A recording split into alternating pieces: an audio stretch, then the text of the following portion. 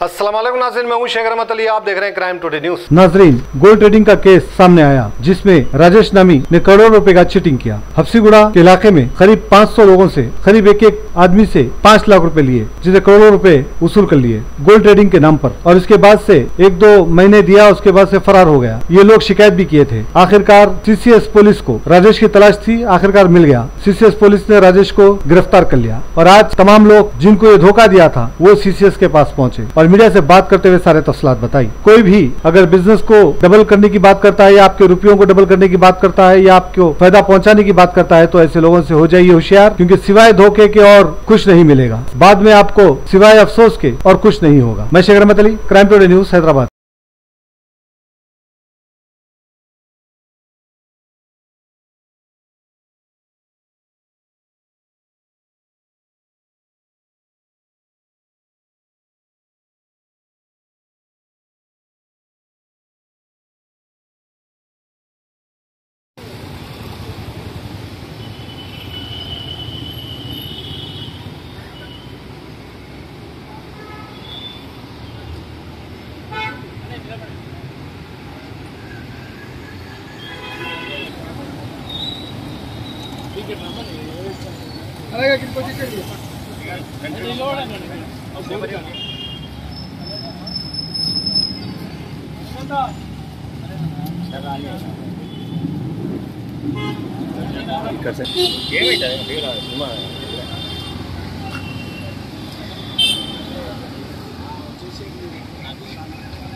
South India Habsiguda street number 8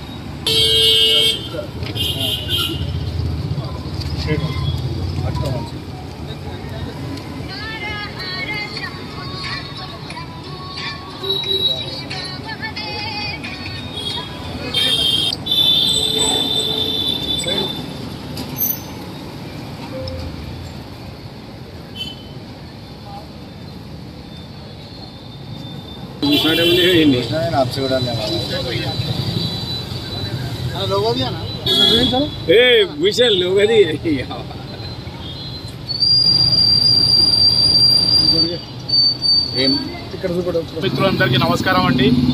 అయితే మేము ఒక Karnataka gold trading, Praneshwari trading, తర్వాత ఏమో దీక్ష ట్రేడింగ్ అని చెప్పి పేరుతోని రాజేష్ హబ్సిగూడలో అతిపెద్ద మోసం చేశాడు. అందరికి ఫ్రాడ్, అందరి దగ్గర 150 కోట్ల రూపాయల స్కామ్ జరిగిందండి. ఇది ప్రతి ఒక్కరి దగ్గర పేరున అందరిని చెక్కులు ఇచ్చాడు. మాకు అన్ని దొంగ చెక్కులు ఇచ్చాడు.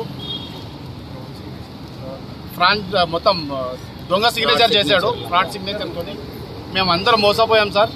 దయ ఉంచి ఈ కేసుని చాలా బలపరిచి మీరందరూ కూడా మమ్మల్ని సహకరిస్తారని, దయచేసి న్యాయం చేయాలని, ఇంకోటి ఏంటంటే రాష్ట్ర ముఖ్యమంత్రి రేవంత్ రెడ్డి గారు కూడా వినవిస్తున్నాను. నేను ఇది మరి అందరికీ న్యాయం చేయాలని చెప్పేసి నేను కోరుకుంటున్నాను సార్. నాకు 5 లక్షలు పెడితే సార్ మాకు 4 లక్షలు ఇస్తామని చెప్పి చెప్పింది సార్ అందరికీ. మేము ఇట్లానే అందరం కలిసి అమౌంట్ డిపాజిట్ చేసాం. మా అందరికి చెక్కులు ఇచ్చాడు, అన్ని దొంగ చెక్కులే. ఎప్పటి నుంచి నడుస్తుంది? దగ్గర 8 నెలల నుంచి నడుస్తుంది సార్. ఇది లాభాలు ఇచ్చాడు. ఎంత ఇచ్చాడు సార్? 40,000 ఇచ్చాడు ఒక్కొక్కరికి. 5 లక్షలు ఇచ్చినోడికి మిగతా అన్ని పట్టుకుని వెళ్ళిపోయాడు.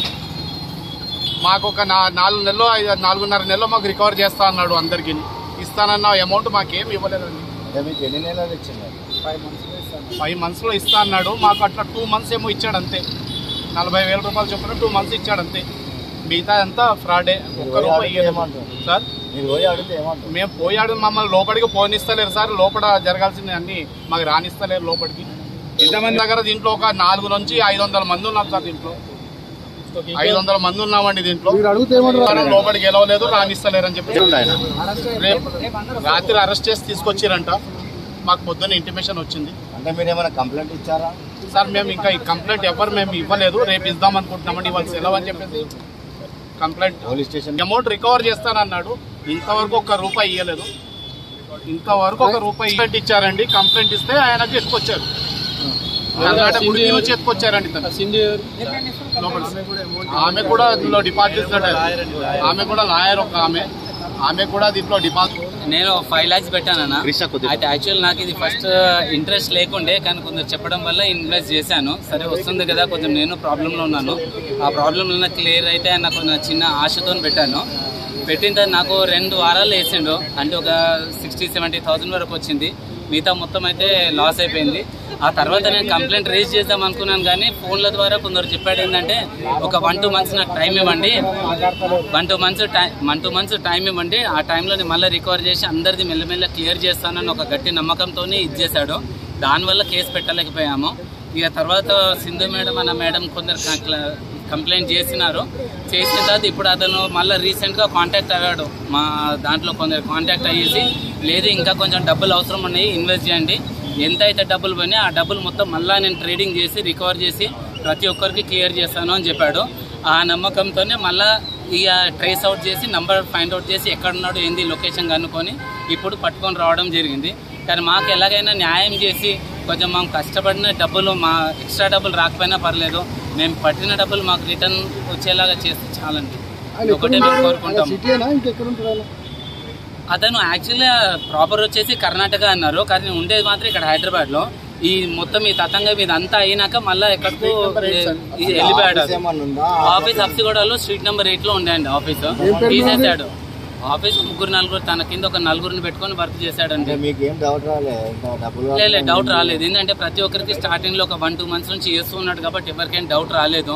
న్యాయంగానే ట్రేడింగ్ చేస్తున్నాడు. ట్రేడింగ్ లో నిజంగానే Praneshwari traders, Praneshwari gold trading అని.